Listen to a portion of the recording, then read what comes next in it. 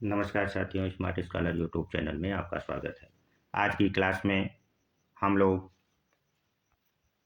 प्रधानमंत्री एवं उसकी मंत्रिपरिषद पर डिस्कस करेंगे और जिसका उल्लेख हमारे संविधान के अनुच्छेद 74 और 75 में किया गया है।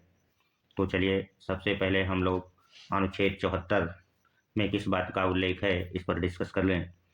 तो अनुच्छेद 74 में संघीय मंत्रिपरिषद का प्रावधान किया गया है, अर्थात केंद्र की जो मंत्रिपरिषद होती है, काउंसिल ऑफ मिनिस्टर्स, उसका प्रावधान अनुच्छेद 74 में है। यहाँ से आपका एक प्रश्न पूछा जाता है कि मंत्रिपरिषद का उल्लेख किस अनुच्छेद में है, तो अनुच्छेद 74 में। अब मंत्रिपरिषद में कौन कौन से मंत्री शामिल होते हैं, ये दूसरा प्रश्न भी आपसे पूछा जा सकता है। तो मंत्रिपरिषद में कैबिनेट मंत्री, राज्य मंत्री और उप मंत्री तीनों शामिल होते हैं, जबकि मंत्रिमंडल जो होता है उसमें केवल कैबिनेट मंत्री शामिल होते हैं। अब हम लोग 74 अनुच्छेद का जो एक सब क्लास है, उपखंड है, उसको पढ़ेंगे और जानेंगे कि इसमें क्या लिखा हुआ है। तो अनुच्छेद 74 में इस बात का उल्लेख किया गया है कि राष्ट्रपति के शासन में सहायता एवं परामर्श एवं सलाह देने के लिए एक मंत्रिपरिषद होगी और जिसका प्रमुख प्रधानमंत्री होगा। अब परामर्श एवं जो सलाह शब्द यहाँ पर आया हुआ है, इसका क्या अभिप्राय है ये भी हमें आपको जानना बेहद ज़रूरी है। तो चलिए हम लोग इसको जान लेते हैं कि सलाह शब्द से क्या अभिप्राय है। तो जो सिफारिश और सलाह मंत्रिपरिषद राष्ट्रपति को देगा, वह राष्ट्रपति के लिए बाध्यकारी है एवं मंत्रिपरिषद की सलाह की जांच सुप्रीम कोर्ट भी नहीं कर सकता है। सलाह से संबंधित दो संशोधन भी हैं, वो कौन कौन से हैं उनको भी हम लोग समझेंगे। तो पहला संविधान संशोधन 1976 में 42वां संविधान संशोधन किया गया प्रधानमंत्री इंदिरा गांधी ने, और इस संशोधन के तहत ये प्रावधान कर दिया कि मंत्रिपरिषद की सलाह को राष्ट्रपति लौटा नहीं सकते, अर्थात मानने के लिए वो बाध्य हैं। किंतु 1978 में 44वां संविधान संशोधन मोरारजी देसाई सरकार ने किया और ये प्रावधान कर दिया कि राष्ट्रपति मंत्रिपरिषद की सलाह को एक बार पुनर्विचार के लिए लौटा सकते हैं।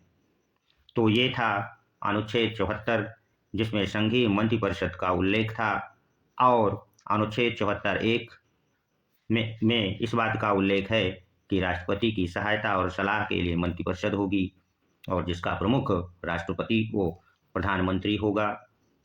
अब प्रधानमंत्री का उल्लेख कहाँ है, अगर हम इसको सीक्वेंस से समझें तो मंत्रिपरिषद का तो 74 में है, तो प्रधानमंत्री का जो उल्लेख है वह अनुच्छेद 75 में किया गया है।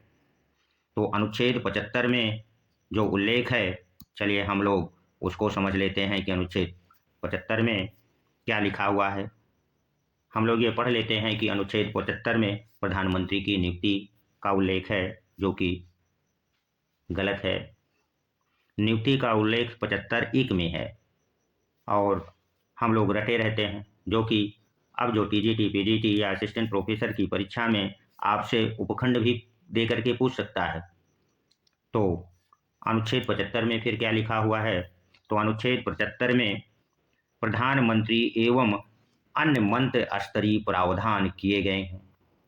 अब 75 के जितने भी उपखंड हैं उसको हम लोग एक सीक्वेंस जनरेट करते हुए याद करेंगे और उसका हम आपको तरीका भी बताएंगे कि कैसे याद करना है। तो चलिए अनुच्छेद 75(1) क्या कहता है उसको समझ लेते हैं।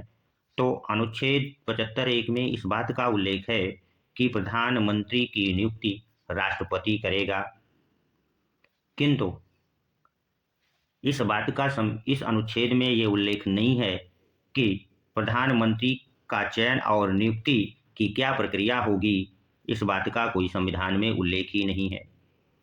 अब जब उल्लेख नहीं है तो राष्ट्रपति फिर कैसे प्रधानमंत्री का चयन और नियुक्ति करता है, ये प्रश्न बनता है।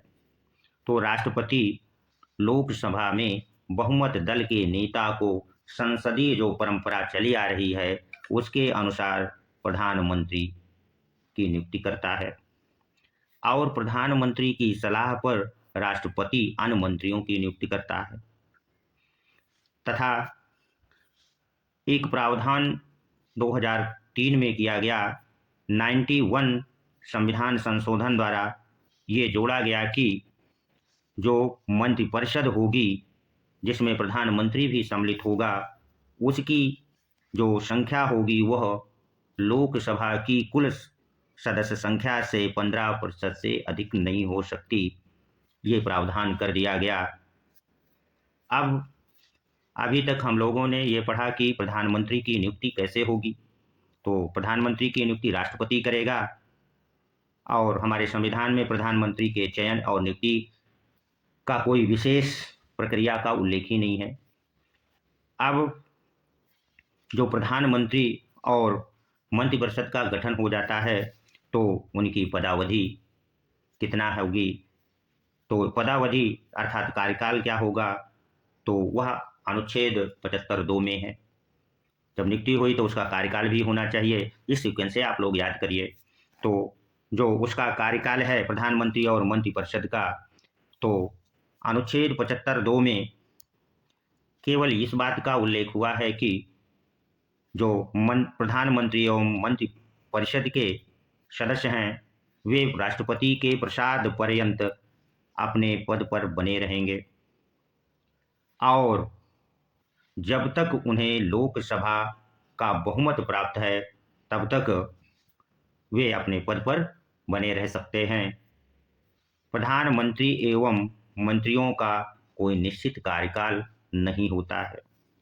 यहाँ पर एक प्रश्न जो बन सकता है वो ये, जो अक्सर पूछा भी जाता है विभिन्न प्रतियोगी परीक्षाओं में, वो ये कि क्या राष्ट्रपति प्रधानमंत्री और मंत्रिपरिषद के सदस्य को अपने विवेकाधीन शक्ति के आधार पर बर्खास्त कर सकता है? तो इसका उत्तर होगा कि राष्ट्रपति अपनी इच्छा से प्रधानमंत्री को बर्खास्त नहीं कर सकता। हाँ, जब प्रधानमंत्री लोकसभा का विश्वास खो देता है तब राष्ट्रपति प्रधानमंत्री को उसके पद से बर्खास्त कर सकता है और मंत्रिपरिषद के सदस्यों को बर्खास्त वह तभी कर सकता है जब प्रधानमंत्री ऐसी सलाह दे। अब मंत्रिपरिषद का और प्रधानमंत्री के कार्यकाल का उल्लेख जो 75(2) में था उसको हम लोगों ने जान लिया। अब जो 75(3) उपखंड है उसमें क्या लिखा हुआ है इसको जान लें। कार्यकाल हो गया कि कितनी अवधि के लिए होंगे, इसको हम लोगों ने समझा। तो जो मंत्रिपरिषद है उनका उत्तरदायित्व 75(3) में है, रिस्पॉन्सिबिलिटी उनकी क्या है। तो जो मंत्रिपरिषद होती है वो सामूहिक रूप से लोकसभा के प्रति उत्तरदायी होती है एवं व्यक्तिगत रूप से अर्थात मंत्रिपरिषद का प्रत्येक सदस्य व्यक्तिगत रूप से राष्ट्रपति के प्रति उत्तरदायी होता है। लॉर्ड मार्ले एक विद्वान है, उन्होंने मंत्रिपरिषद के विषय में एक महत्वपूर्ण कथन कहा है, उसको भी आप लोग यदि नोट्स बना रहे हैं तो नोट कर लीजिए। मंत्रिपरिषद के सदस्य एक साथ तैरते हैं और एक साथ डूब जाते हैं। उनके इस कथन का क्या आशय है? इस कथन का आशय ये है कि मंत्रिपरिषद के किसी एक सदस्य पर यदि लोकसभा में अविश्वास पारित हो जाता है तो समस्त मंत्रिपरिषद को त्यागपत्र देना होता है। अब हम लोग उनके मंत्रिपरिषद के उत्तरदायित्व को पढ़ लिए हैं। अब अगला जो होगा वो ये होगा कि आखिर शपथ कौन दिलाता है, कहाँ पर है। तो शपथ भी तो कोई दिलाता होगा और उसका उल्लेख भी तो कहीं होगा। तो प्रधानमंत्री एवं मंत्रियों के शपथ का उल्लेख 75(4) में किया गया है और इसमें इस बात का उल्लेख हुआ है कि जो प्रधानमंत्री एवं मंत्रिपरिषद के सदस्य होते हैं वे संविधान की अनुसूची 3 के तहत शपथ लेते हैं और उन्हें शपथ राष्ट्रपति द्वारा दिलाई जाती है। प्रधानमंत्री और मंत्रिपरिषद के जो सदस्य होते हैं, 2 तरह के सदस्य शपथ लेते हैं, एक पद की और दूसरी गोपनीयता की। अब जो प्रधानमंत्री है, राष्ट्रपति के समक्ष शपथ लेता है, तो पद में वो किस बात की शपथ लेता है, उसको हम लोग डिस्कस कर लें। क्योंकि हो सकता है परीक्षा में आपसे पूछ ले कि प्रधानमंत्री किस बात की शपथ लेता है, तो प्रधानमंत्री भारत के संविधान की संप्रभुता और अखंडता में विश्वास रखने की शपथ लेता है, और गोपनीयता की शपथ में वो इस बात की शपथ लेता है कि प्रत्यक्ष या अप्रत्यक्ष रूप से मंत्रिपरिषद के जो निर्णय लिए जाएंगे उसे मैं किसी रूप में भी प्रकट नहीं करूंगा। अब शपथ हो गई तो अर्हता बचती है, उन्हें अर्थात प्रधानमंत्री और मंत्रिपरिषद के सदस्यों की अर्हताएं अर्थात योग्यताएं क्या होनी चाहिए और शर्त क्या है, इसका उल्लेख अनुच्छेद 75(5) में किया गया है। तो प्रधानमंत्री एवं प्रत्येक मंत्री को संसद के किसी सदस्य का सदस्य होना चाहिए, यदि नहीं है तो 6 माह में सदस्यता ग्रहण करना आवश्यक है। इसका तात्पर्य है कि प्रधानमंत्री हो चाहे मंत्रिपरिषद का सदस्य अर्थात कोई मंत्री हो, वह अधिकतम केवल 6 माह तक ही अपना पद धारण कर सकता है। यदि 6 माह के अंदर वह संसद के किसी सदन का सदस्य निर्वाचित हो जाता है तो उसका पद बना रहेगा, अन्यथा 6 माह बाद अगर वह सदस्य नहीं है तो समाप्त हो जाएगा। अब क्या जो मंत्री और प्रधानमंत्री हैं ये बिना वेतन के काम करते हैं? क्या इनको कोई वेतन मिलता है या नहीं मिलता है? तो प्रधानमंत्री और जो मंत्रिपरिषद होती है, इनके वेतन और भत्तों का जो उल्लेख है वो संविधान के अनुच्छेद 75(6) में किया गया है। तो 75(6) में ये कहा गया है कि प्रधानमंत्री एवं मंत्रिपरिषद के जो वेतन और भत्ते हैं वो संसद द्वारा विधि बना करके जो संसद तय करेगी वो प्रधानमंत्री एवं मंत्रिपरिषद के सदस्यों को प्राप्त होंगे। अब हम लोग प्रधानमंत्री के अधिकार एवं कार्य क्या हैं और इसका उल्लेख किस अनुच्छेद में किया गया है, इसको समझेंगे। यहाँ से भी सवाल पूछे जाते हैं, आपसे सीधा सवाल पूछ सकता है, वो ये कि प्रधानमंत्री के अधिकार और कर्तव्यों का उल्लेख किस अनुच्छेद में है, तो अनुच्छेद 78 में प्रधानमंत्री के अधिकार एवं उसके कर्तव्यों का उल्लेख है। तो चलिए सबसे पहले हम इस बात को डिस्कस कर लें कि प्रधानमंत्री के कौन कौन से अधिकार हैं। तो प्रधानमंत्री को मंत्रिमंडल के गठन, विभागों के बंटवारे और उनमें परिवर्तन तथा मंत्रियों के त्याग पत्र के संबंध में पूर्ण विवेकाधिकार प्राप्त है। पूर्ण विवेकाधिकार का तात्पर्य यहाँ पर यह है कि प्रधानमंत्री जब चाहे उनसे त्याग पत्र ले सकता है, उनके विभागों को बदल सकता है।